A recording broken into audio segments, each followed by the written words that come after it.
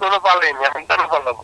যেভাবে পরিকল্পিত ভাবে ওরা হামলা চালাচ্ছিল আগের থেকে পূর্ব পরিকল্পিত ভাবে, এবং যে প্রি প্ল্যান ছিল তাতে হয়তো অনেক কিছু হতে পারত। মসজিদের ক্ষতি করছে ওরা, কিন্তু আল্লাহ আমাকে হেফাজত করছে আমাদের ভাইদের। কারা হামলা চালিয়েছে? আমার রুমে ওরা আসছে নামাজের পূর্বে, আমি গিয়ে দেখি আমার রুমে, খতিবের রুম যেটা, সেখানে যাকে দায়িত্ব দেওয়া হয়েছে, অতিরিক্ত দায়িত্ব, পাটোয়ারি, সালে পাটোয়ারি, উনি আসলে কোন একটা দলের আর কি, ইসলামী দলের, সেটা আমি বলবো না। তো উনি আছেন ওখানে, আমিও গেলাম।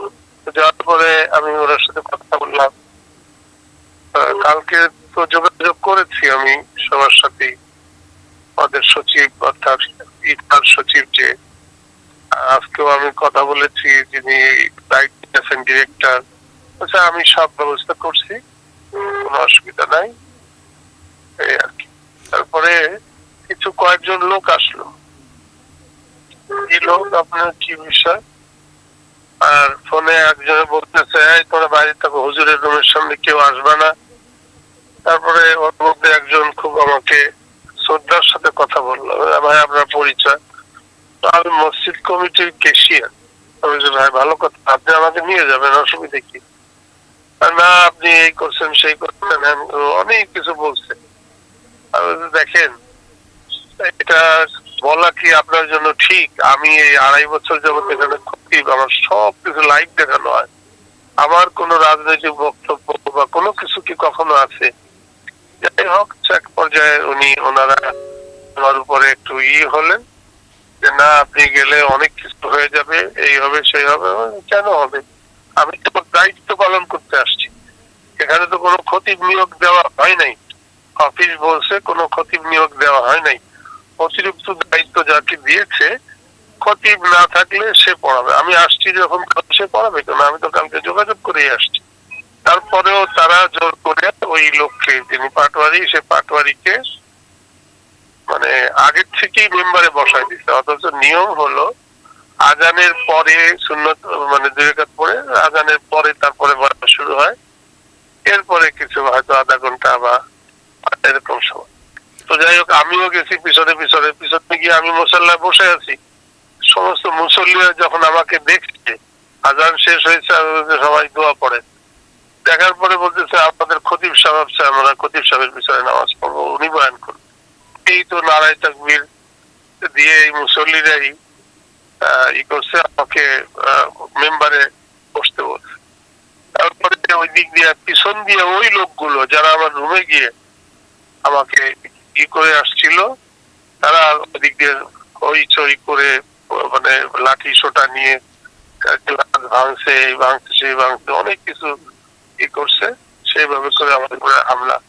এক পর্যায়ে আমি সবাইকে বলছি জোরে জোরে করে যে, আমরা শান্ত হই, মসজিদের আদব রক্ষা করি।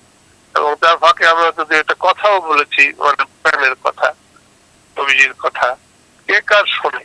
তারপরে তাদের সেই হামলা, এক পর্যায়ে মুসল্লিরা দেখছে যে না, এখন আমাকে আর হয়তো মানে ভিতরে বাইরের থেকে আঁচ করছে, যে এক গ্রুপ তারা লাঠি সোটা নিয়ে আসতেছে, তো একটা কিছু হতে পারে, এই জন্য মুসল্লিরা আমাকে সেভ করে নিয়ে আসছে। আমার রুমে আমি ঢুকি নাই, পরে ওখান থেকে আমরা আমাকে গাড়িতে করে সেফ জায়গায় নিয়ে গেছে, সেখানে জুমার নামাজ আদায় করছে, পরে ওদিক দিয়ে ঘুরে বাসায়। আপনি এই কদিন কোথায় ছিলেন? প্রায় 1.5 মাস ধরে আপনি ছিলেন না। না, আমি তো অসুস্থ ছিলাম, আমি মেডিকেল দিয়েছি, যোগাযোগ রেখেছি আমাদের ডিজির সঙ্গে, বা আমাদের যে অফিসিয়াল নিয়ম, সেই অফিসিয়াল নিয়ম অনুসারে আমি ওনাদেরকে সবসময় যোগাযোগ রাখছি যে আমি অসুস্থ, আমি সুস্থ হলে। এর মধ্যে আগের একজন, উনি আবার পালাইছে, অমুক তমুক, ওনারও খুব শখ ছিল, অলিউর রহমান সাহেব। পরে অফিস যখন আমাকে করছে যে না, উনি তো, আমরা কোন নতুন কাউকে খতিব নিয়োগ দেই নেই, এবং একটা ইন্টারভিউ যখন ছাপা হয়েছে, যেটা সম্পূর্ণ চক্রান্তমূলক, তো উদ্দেশ্য প্রণোদিত ভাবে তারা এইসব বলছে। না, এটা কেন, এটা তাহলে কেন, না এটা তাহলে আমি আমার বাসায় ছিলাম, এই আর কি। না এখন অনেকেই অনেক পত্রপত্রিকায়ও লেখালেখি হলো যে না বাইতুল মোকাররমের খতিব রুহুল আমিন সাহেব পালিয়েছেন 5ই আগস্টের সেটাই পর। তো বলতেছি তাহলে যে এটা তো অনেকই ভাইরাল হয়েছে যা আজকালকার ভাষায় বলে, হ্যাঁ হ্যাঁ এবং আমি সেটা সবার মতো আমি মানে এটা যখন উঠছে তখন এটাকে সবাই মনে করছে এটা এখন একটা বোঝেনি মানে হট কেক, সেরকম করে সবাই খুব লুফে নিচ্ছে। না মানে আমি একটু আমি তো আমার মতো করে আমি আমার অফিসে আছি, আমি আমার তো যারা সাথে যোগাযোগ দরকার তাদের সাথে যোগাযোগ রয়েছে, এবং আমি এটার প্রতিবাদ মানে দেওয়ার জন্য বলছি, ওনারা দেয় নাই, কিন্তু ওনারা পরবর্তীতে এই ইয়েটা দিয়ে দিচ্ছে যে আমরা কোনো খতিব নিয়োগ দেয় নাই।